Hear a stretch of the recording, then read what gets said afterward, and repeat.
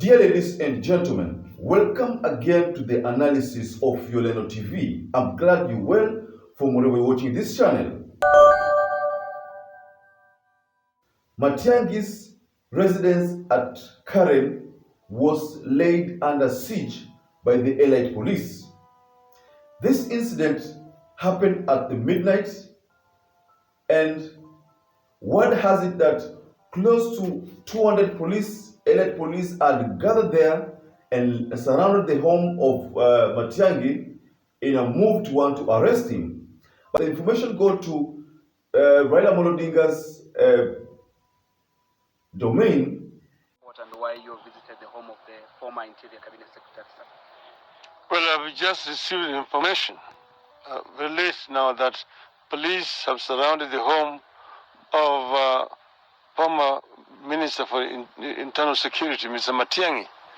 And I was shocked to hear that this is happening at this hour of the day. They say that the more things change, the more they remain the same. We are now witnessing what this country has been through before. The times of late night arrests and detentions of people without any formal charges. This is what actually appears to be coming back to our country. Because if Mr. Matiangi had committed a crime, he is a Kenyan and he lives in Kenya. There is time to go and actually serve him with a notice to appear before a police station. There's no reason why police should be coming to somebody's private residence at this time of the day when people are asleep. This means that police themselves are actually guilty of committing a crime. If Matiangi has committed a crime that warrants his arrest, actually that should be made public and known to him. And then he can even go and present himself to the police officer and for interrogation and record a statement. But this idea of arresting senior citizens at this hour of the night is something that is completely repugnant to civilization. It's unacceptable. This is completely unacceptable in our society. But I have said, and I will repeat it in a day, we are dealing with an illegal regime, a regime that usurps power against the will of the people of Kenya, imposed on the people of Kenya by one rogue Mr. Wafula Chebukati. That's why we are seeing what's happening here today. But the people of Kenya will not take this lying down. The people of Kenya must resist imposition of a legal regime on them, which now want to use the power of the police to terrorize this country. It is completely unacceptable. It will not be accepted, and we will not allow it to happen. Not only to Mr. Matiangi. And because of that incident, Raila Odinga and Danstan Omari, with a battery of close to 200 lawyers, made their trip to that place. And I think from what I observed, the moment Raila Odinga arrived and Danstan Omari and those lawyers, the police found it pretty hard to continue with that, with that siege. Arrest our client for no offense disclosed. So I can confirm to every Kenyan in this country that the life of Matiangi is at risk. We don't know the intention of wanting to invade Matiangi's home at this time of the night. We don't know where they want to arrest him and take him to. We don't know what offense he has committed. Our client is ready to be summoned to go and appear before any police station, record a statement if they have anything to charge him with. At what time did the police officers arrive at the home of the Cabinet Secretary? My client is holed up. Have you been able to access him?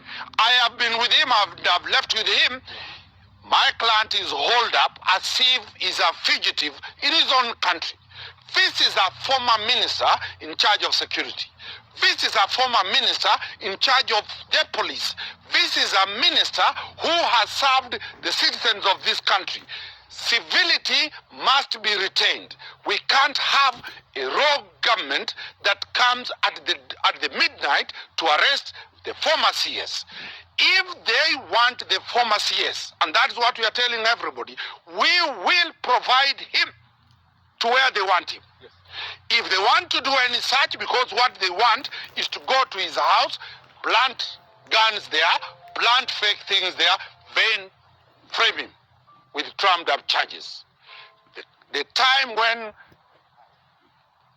Baba used to be arrested at night and be detained cannot be repeated anywhere. So we have put a cordon in his house of more than 200 lawyers protecting our client to see the light.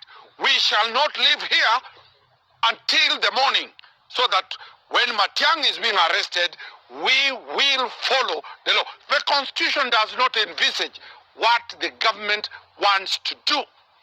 This is a repeat of what used to happen during Moi's era. That is, if what we see or what we hear or what we read in the books is anything to go by, it used to happen that the same way. I remember, like, if we're going by the history, I remember Raila Odinga was arrested and in almost similar circumstances and detained, and I think he was jailed for those years that are available in the public domain. I think close to 10 years, 82, 80, there to around 1991 there. Yeah, so around 10 years. But Raila Odinga's response to this was not going to go well with the Kenya Kwanza government, because Raila termed this as a return of the Moi era. And many people have been saying that this is going to be a replica of what used to happen during the 1980s, that arrests were made without proper charges. And so this has been linked to a similar incident that used to happen during the Moi's era. So Raila's comments are pretty clear.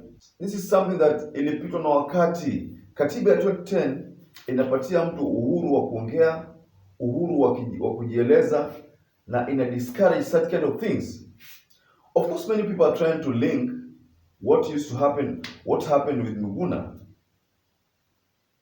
Mind you, what many people know is that there is always order from above. Anything that is being done must have come from above. So what we are experiencing that happened at the current residence must have been order from above. The elite police cannot make such kind of move without them getting a nod from above. That is why you always hear orders from above. What could be the reason that motivated this move to arrest Matiangi? I would liken that move to the utterances which were made at the funeral ceremony of Professor Magua. That is the time Matiangi surfaced and praised Uhuru Muigai Kenyatta and even highlighted some of the key projects that this government is trying to joyride on, but the key projects which were initiated by the former regime. And the former regime was a Jubilee government which was headed by Uhuru Muigai Kenyatta, deputized by William Samoei Ruto. So what Matiangi said in that meeting is that the Kenya Kwanza government should not take all the credits for things that they did not do. So he was trying to say that at least some credit should be given to Uhuru Muigai Kenyatta. And the narrative that has been peddled that it's like the regime of Uhuru Muigai Kenyatta was never in place, that is one thing that Matiangi kept trying to remind Kenyans, that hiyo ni kitu ya propaganda, msisikize kwamba Uhuru Muigai Kenyatta ni kama hakuwa rais. Because if you go back to what the Kenya Kwanza politicians have been saying, and especially during inauguration, they went back to the days of Kibaki and assumed that the days of Uhuru was never in place. So it's like it was Kibaki directly to the Kenya Kwanza government, and that Uhuru's regime hakuna kitu ilifanyika, ni kama hakuwa. So they were trying to wrap, the history, political history of Uhuru Kenyatta, and trying to say that Uhuru Kenyatta ni kama hakuwa. So I think that comment could be the reason why this move was made, because Why did they make this move? Probably like in early January, probably like in late December, or December or November, because they were in power. Why did that move? Why did they make that move? So it is definite that the remarks which Matiangi made could have been the reasons why this arrest was attempted. They attempted to arrest him because of those remarks. So, ladies and gentlemen, kindly share what your opinions are regarding that purported midnight siege on Matiangi's residence. Kindly share what your opinions are regarding that. And once again, I'd like to urge any visitor, any viewer who's not subscribed to this channel to please support YOLENO TV by subscribing to this channel. Once again, thanks so much, and may you stay blessed and stay safe until we catch up again in our next analysis.